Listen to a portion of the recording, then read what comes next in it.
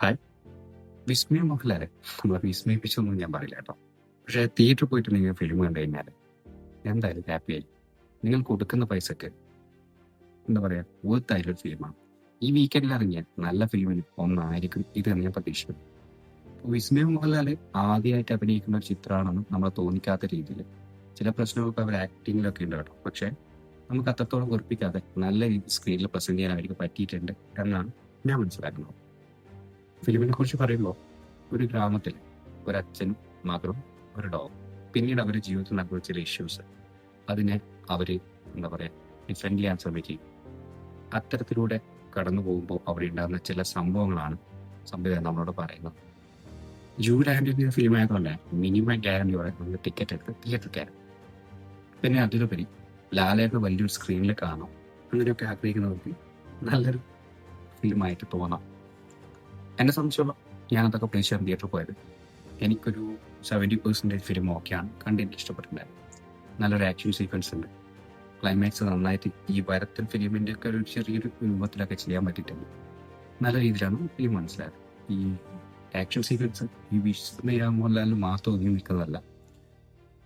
അതിൻ്റെ കൂടുതൽ കാര്യങ്ങളിലേക്ക് പോകുന്നില്ല. സ്പോയിൽ ചെയ്യാത്ത രീതിയിലാണ് ഈ കാര്യങ്ങൾ സംസാരം. അപ്പോൾ നിങ്ങൾ തിയേറ്ററിൽ പോയി കഴിഞ്ഞാൽ ഒരു രീതിയിലും കൊടുക്കുന്ന പൈസക്ക് നഷ്ടമില്ല. അപ്പോൾ അവരുടെ ജീവിതത്തിൽ വരുന്ന പ്രശ്നങ്ങളെ അവർ ഇടപെടുകയും പിന്നീട് അത് വേറൊരു തലത്തിലേക്ക് എത്തിപ്പെടുകയൊക്കെ ചെയ്യുന്നതാണ് ഫിലിമിന്റെ കഥ.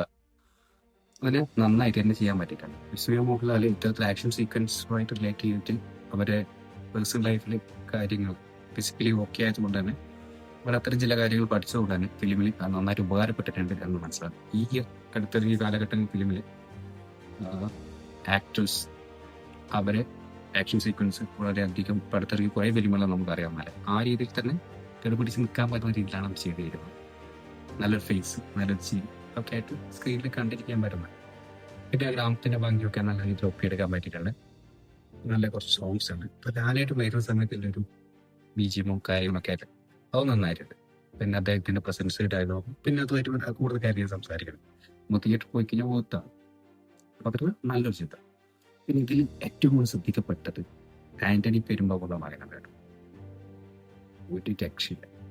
കാരണം അദ്ദേഹത്തിന് ലുക്ക് വൈസ് ആയിക്കോട്ടെ, പിന്നെ നോട്ടങ്ങളിലൊക്കെ നമുക്കൊരു വില്ലത്വം തോന്നുന്ന, ഭീകരത്വം തോന്നുന്ന അങ്ങനത്തെ ഒരു ഓക്കെ നല്ലൊരു ഫിലിമായിട്ടാണ് പേഴ്സണലി തോന്നിയത്.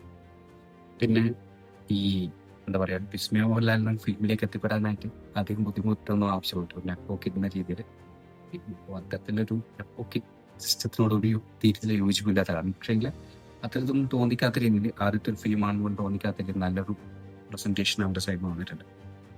അപ്പോൾ ഒരു ഓക്കെ ലെവൽ ഫിലിമാണ്. ഈ വീക്കെൻഡിൽ ഇറങ്ങുന്ന നല്ല ചിത്രങ്ങൾ ഒന്നായിരിക്കും ഞാൻ പ്രതീക്ഷിക്കുന്നു. അപ്പോൾ തിയേറ്ററിൽ പോയിട്ട് കാണാം. നിങ്ങൾക്ക് നല്ലൊരു സസ്പെൻസ് ഒന്നും ഞാൻ പറയില്ല, പക്ഷേ എല്ലാം നല്ലൊരു ആക്ഷൻ കാണാം. അതുപോലെ തന്നെ ഈ സസ്പെൻസ് ആൻഡ് ത്രില്ലിംഗ് ആയിട്ട് നടക്കുന്നത്. പിന്നെ മലയാളത്തിലെ പല പ്രൊമോ ആക്ടേഴ്സും വരുന്നു. അവരെയൊക്കെ എന്താ പറയുക അസംബിൾ ചെയ്യേണ്ടതായ രീതിയിൽ ഏതൊക്കെ പൊസിഷനിലാണ് അത് ആവശ്യം ആ രീതിയിലൊക്കെ അവർ കൊടുത്തിട്ടുണ്ട്. അപ്പോൾ തിയേറ്ററിൽ പോയി നിങ്ങൾ ഫിലിം കണ്ടു കഴിഞ്ഞാൽ ഒരു രീതിയിലും നഷ്ടം വരാത്ത ഒരു ഫിലിമായിട്ടാണ് എനിക്ക് പേഴ്സണലി തോന്നിയത്. നിങ്ങളെല്ലാവരും തിയേറ്ററിൽ പോവാം, ഫിലിം കാണാം, ഫിലിമിൻ്റെ അഭിപ്രായങ്ങൾ പറയാം. ഓക്കെ, അതിലപ്പോൾ ഇതിൽ പ്രധാനമായിട്ട് വേറൊരു കാര്യം പറയാനുള്ളത്, വിസ്മയ മോഹൻലാൽ അവരുടെ വ്യക്തിപരമായ അഭിപ്രായങ്ങൾ സോഷ്യൽ മീഡിയയിലൂടെ പങ്കുവച്ചുകൊണ്ട് സോഷ്യൽ മീഡിയയിലും അതുപോലത്തെ സമൂഹത്തിലും അവർക്കെതിരെ ഒരു നെഗറ്റീവ് വർക്ക് ചെയ്യുന്നുണ്ട്. അതൊന്നും ഫിലിമിനെ ബാധിക്കില്ല എന്നില്ല തെളിയിച്ച ഒരു വെള്ളിയാഴ്ച കൂടിയാണ്. കാരണം വെച്ചാൽ നമ്മുടെ വ്യക്തിപരമായ ജീവിതം ഫിലിമിനെ ബാധിക്കുന്നില്ല. നല്ലൊരു സ്റ്റോറി, നല്ലൊരു പ്രസന്റേഷൻ, അതുപോലത്തെ ജനങ്ങൾ ഇഷ്ടപ്പെടുന്ന ഏത് സംഭവം ആര് ചെയ്ത് തിയേറ്ററിൽ എത്തിക്കഴിഞ്ഞാലും സക്സസ് ആയിരിക്കും എന്ന് തെളിയിക്കുന്ന രീതിയിലാണ്.